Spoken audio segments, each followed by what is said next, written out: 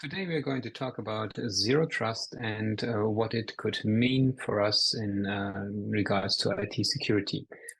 To walk through it, I prepared a small Miro deck, and let's jump directly into it. In the end, well, zero trust is in all the security related topics. This is, of course, heavily overloaded with buzzwords. And this is actually where we kick in. Zero trust could mean something different for everyone in the end. There is no 100% clear definition. It is, though, an industry term, and in the following we will just take a look at what it means from my personal opinion and what we can do around it. Before we really get into how can a zero trust concept look like, we will just start with the use case. Means where are we coming from? What is the problem statement? And what probably everyone knows is something like that. You're getting a text message. This one here is in German, but these are of course international. But you're getting a text message. There's a link in it. You click on that link, and something happens. And obviously, this text message is not from where we thought it would come from, and therefore it is kind of malicious. So this is how it used to be. You get something, you need to click something. Sometimes you need to enter something, and then something happens. But that's no longer the case. This has developed, of course, and where we are today are zero-click vulnerabilities. And the most famous of one may be Pegasus, which was very popular in 2021. We're going to take a look at it in a bit, but in the end, the important aspect is how it starts. Is compared to these phishing messages which are coming per iMessage and so on, and where you click something, here the difference is you don't have to do anything. You just get a call, a WhatsApp call, for example. You guys just get an iMessage, text message, WhatsApp, you get an email, whatever kind of thing. And then actually the misery starts, the problem starts. It's not even required that you answer the call, that you open the message in that case. It just happens because you're receiving that message. And why is this the case? The case is, you need a zero-day vulnerability for this one. Means a vulnerability which is not yet fixed or patched in the operating system or in the affected application. The attacker is using that vulnerability to do something. So that's kind of the first thing you need. You need a vulnerability that malicious code, that malicious something can be executed on your device. However, the vulnerability itself is, of course, not enough, because if no one is making use of it, then, we can have as many vulnerabilities as we want. And probably they are out there. There are many vulnerabilities we don't know about. But once an attacker knows about that vulnerability, there may be an exploit, which is then someone making use of that vulnerability and starting to work out something. And this could be that with making use of that vulnerability, automatically a spyware is being installed, or some kind of small application is loaded, code is loaded to your device in the end, and this code is used to do something. And when we summarize it, you're having the vulnerability, you're having the exploit, you're getting something sent to your device, which could be anything, a link, PDF, picture, and so on. And then something happens automatically in the background. Some code is loaded to your device. Now you say, okay, well, this is good, but I can protect myself with doing some updates and having less attack surface due to these vulnerabilities. Yes, but there are alternatives here, and we will take also a closer look at further alternatives in a bit. But some things which may happen as well is you are connected to a hostile Wi-Fi. You may even have cases. This is, of course, it requires some effort in engineering, but where someone is making use of an IMSI catcher, and this means that your device, your phone in this case, is connecting to the mobile network, to the carrier network, but it is not actually the carrier network which you're usually subscribed to. It's just simulating that network, and then obviously someone is able to act as the man in the middle. And Well, all this is, of course, bad enough, but what may happen in these cases, of course, it depends on the type of vulnerability and exploit. But in the end, you may get access, you may allow access to everything on your phone, access all areas in that case. So if just an app is impacted, then it may just be that application because it could be to a certain degree sandboxed. But if it is something which is closer to the operating system or an operating system application, it may even go that far that you get access to microphones, to your camera, to general application access. Text messages, pictures. In the end, it could be everything on your phone, means the risk is quite high. When we're taking a look at what happened with Pegasus, because I had that example before, what's happening there? Pegasus was an iMessage vulnerability. Means in the iMessage code on Apple devices, iOS, iPadOS, there was a vulnerability, and this vulnerability was used with the Pegasus exploit. And what happened there? A PDF document was sent to the device. Within that PDF document, there was malicious code in form of a GIF, and that was used to load spyware onto the device and then actually expose the content to the device. The difficulty here is this vulnerability, well, and this is different again from provider to provider, but as you know, iMessage itself is not an application which is being updated through the App Store. So in that case, Apple is doing an update from an operating system perspective. At least at the time, it was like that that you had to load a full operating system update from Apple, and then with that, the iMessage app got updated and the vulnerability was fixed. This may vary from provider to provider how this is being handled. In this case, it was like that. Now, when we are taking a closer look at what are alternatives to such an iMessage or an attack which is being text-based, it is really the case. You need to be aware about other the risks as well, and this could be, as I said, just network based. So don't connect to any open Wi-Fi. Tell this especially to your kids. Also, what happens quite often, don't scan QR codes because well, we don't know what is behind that QR code. A QR code is nothing than a link, but it could even be already loaded with some malicious content. It's just hidden by that QR code, and you're definitely exposing yourself. So be really aware when you're out there in the wild with scanning these things. And also, you're, I don't know, in a shopping mall and you are charging your phone at such a phone charging station. Well, this is it may be even worse in that case because you're connecting your phone to a wired base, and then in the end, an intruder can have direct access to your device data.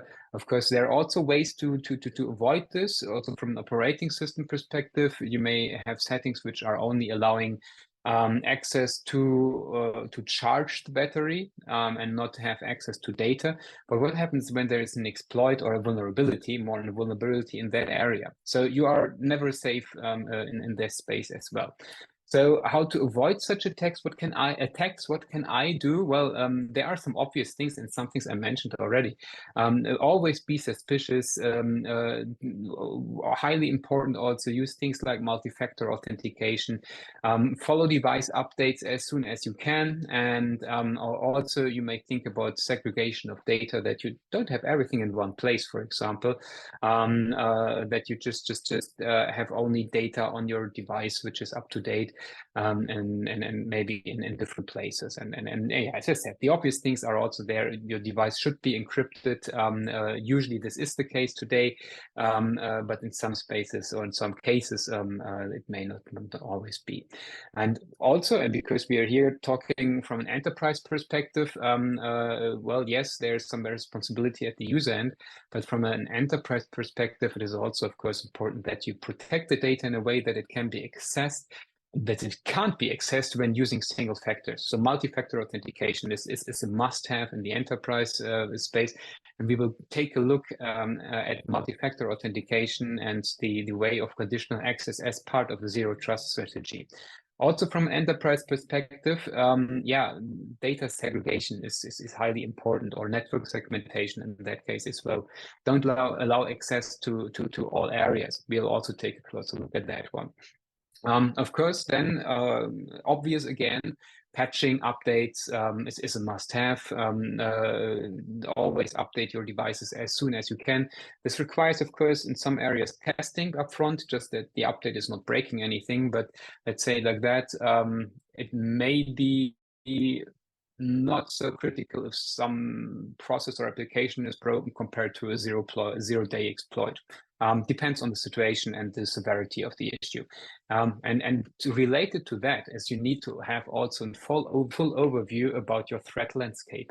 What I mean with that is, when I go to your company and ask you, can you tell me with one view the operating system versions of your device fleet, the patching level of your device fleet, which CVEs, so which vulnerabilities are exposed to your devices?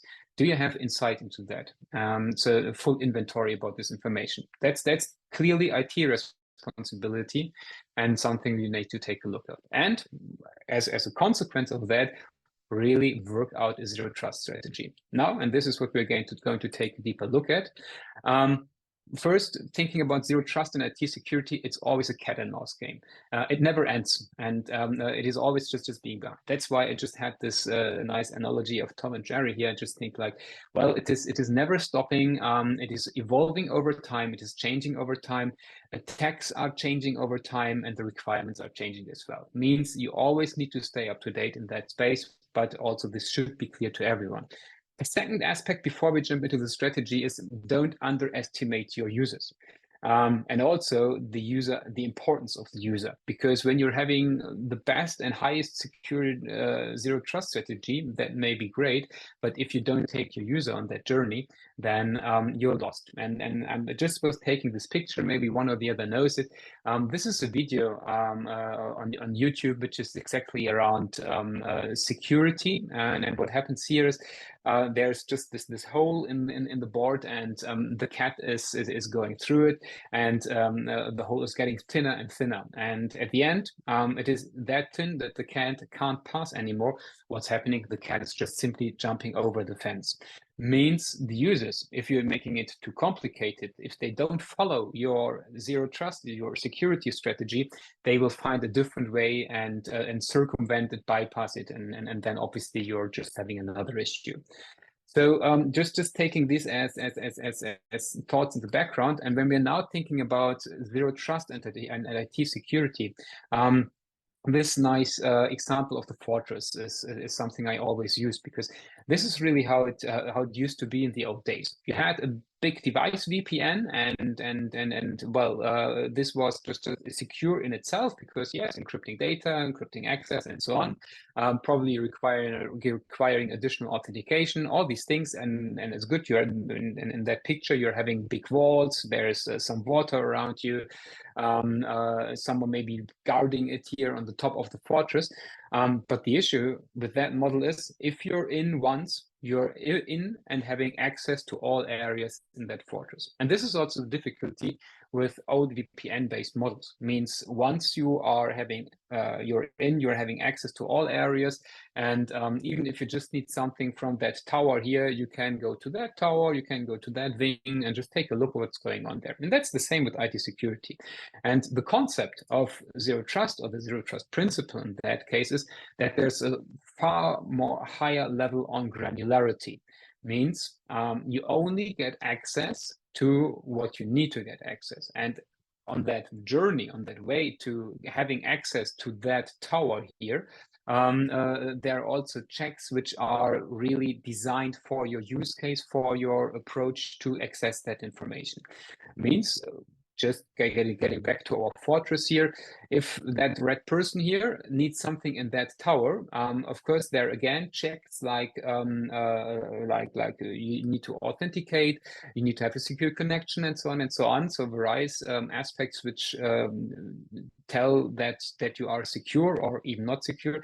But even when you're in, you're only getting access to that area here, and with that, obviously, you minimize the risk, because in that case, you can't go to that wing here, to the other tower, or anywhere else, and that's of course a higher level of security. Now, when we are taking a further look at what does it mean from a technical perspective, because that's what we want to talk about, is you will find some aspects here again. Of course, you're having the user, the one who wants to enter the fortress, but then we are starting to do some checks. So what is about the device, the identity, the transport level, and what data needs to be accessed? And when we're just going one by one through it, let's start with the device posture in that case, because here we're just checking what device is it coming in. Do I regard this device as secure? Who is owning that device? Is it a personal device? Is it a company? Fully managed device? Fully controlled device? Is this device compliant? Is there any spyware on it? Are there any malicious apps on it? Here, the device hygiene is happening and checks are being applied. The second factor then in this case is the identity itself. Who is it that wants to do something there? How is that person authenticating? Do I require multiple factors of authentication, for example? So this is really just where the decision is being made. How is the access going to be happening? And we are going to take a look at it from a technical perspective in a few seconds. The third aspect, of course, is the transport layer itself. Well, is the connection secure? Is there a level of encryption? Is there at least privilege applied? Do I need a full device VPN, per app VPN, proxy-based connection? All these decisions are being made and reviewed and assessed and analyzed, of course, as well. And last but not least, of course, the application and data layer means the information I want to access. What information is that? Is this information which is really very, very sensitive? Is this something which is publicly available in the internet anyway? Because then I don't need any higher level authentication, but really consider what information is being assessed. Does it make sense to apply a higher level of security, or can I just let the user in and everything is good? And of course, here then the aspect of the user experience comes in again, which is around, do I have something like a single sign-on? Do I require the user always to authenticate, multiple factors, and so on and so on? So this can have a look in various ways. Now, taking a deeper look, and well, the whole reasoning why I have this graphic in here is I just wanted to have that messaging. Zero trust or IT security is a team sport. When I'm talking to people, to my customers and anyone, and they are asking me, hey, Julius, can you can you explain me your zero trust solution? The first thing I always have to say in this case is, no, I can't, because zero trust is not one solution. It's always a combination of solutions, and there is not that one zero trust solution, because it's an individual solution. That's the first aspect. And out there in the market, at least I don't know one solution which is covering all the aspects. It means there is not one solution which is doing identity brokering in that case, so which is making the decision on an access level. There is not one solution which includes then also that the device is secure, that the device is being analyzed. And you can continue like that. So also for the network segmentation, for the access layer itself, for the transport layer, for the applications itself, for the data, you require different solutions. And that's the whole messaging behind there. In our case here, because we are covering this to a certain degree from a VMware perspective, here's a set of solutions at the bottom. We're just going to take a look into one of them in a second. But when I say, for example, I have to take a look at the device posture itself, this is a combination of UEM, Workspace ONE UEM, and mobile threat defense, where I'm just checking, are there threats on the device, and is the device compliant and secure how I want the device to be? And yeah, this goes too deep if we go into all the details here, but that's the whole concept. And then a decision is being made about the context, and then I'm allowing the access.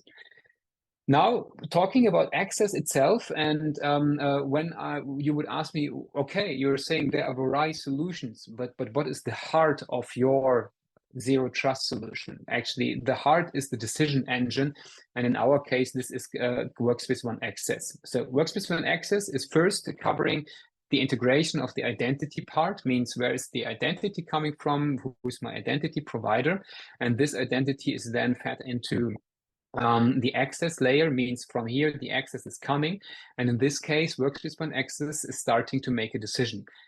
The decision is not actually being made directly within Access, because Access is making use of data which is injected into Workspace ONE Access. And this information is here where we will find the usual aspects again. We will finding the device layer again, which is just providing me information about the device, whether it's secure and then or not. You are finding information about the user level, and for example, also the location. So it's not a must, but this can always be a combination. So here you just make the decision, who is it, where are we coming from, is it secure enough or not? On top of that, and we are just going to take a look at this as well in a second, you also need some kind of engine which is looking at what can I make out of the data and the information. So all the information which is collected is aggregated into a risk score, and then Workspace ONE Access in this case can make a decision, this device is secure, this is not secure, or which is just having an average level of security, so something is wrong. Then the decision is being made with your access policy, whether you just require password authentication, whether you're allowing a single sign-on, whether you need a multi-factor authentication, or, for example, also step-up authentication.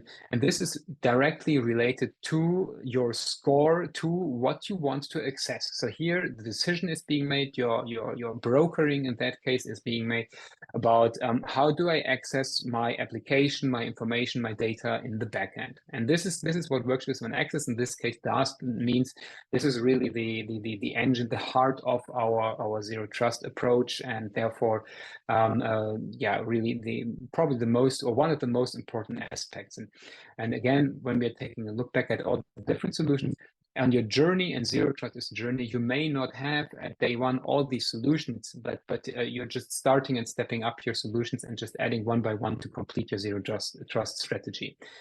Now, taking a last look at the information layer, exactly where is the data aggregated, where is the analysis happening, whether a device, an access approach is secure or not. This is what we have here with Workspace ONE Intelligence, where, of course, first you're having the analytics about the endpoint, about the device itself. You can get information about the CVE. I mentioned that earlier, the CVE level. Is this something I regard as vulnerable or not? So just having a full inventory about these CVEs and my devices itself. So this is the point where I not only get, hey, okay, we are having this device which is just trying to make an access. We're having this area here around the security perspective where we see this is having these critical and relevant CVEs or not. Also incorporated is the identity itself. So from where is the user coming? The user can't come from two areas in the world at the same time, for example. Is this an identity which usually requires access to highly critical and sensitive information? And this goes beyond that as well, around the application itself. So what application is trying to make the access, and also covering the threat level, that you see the devices from a threat perspective secure.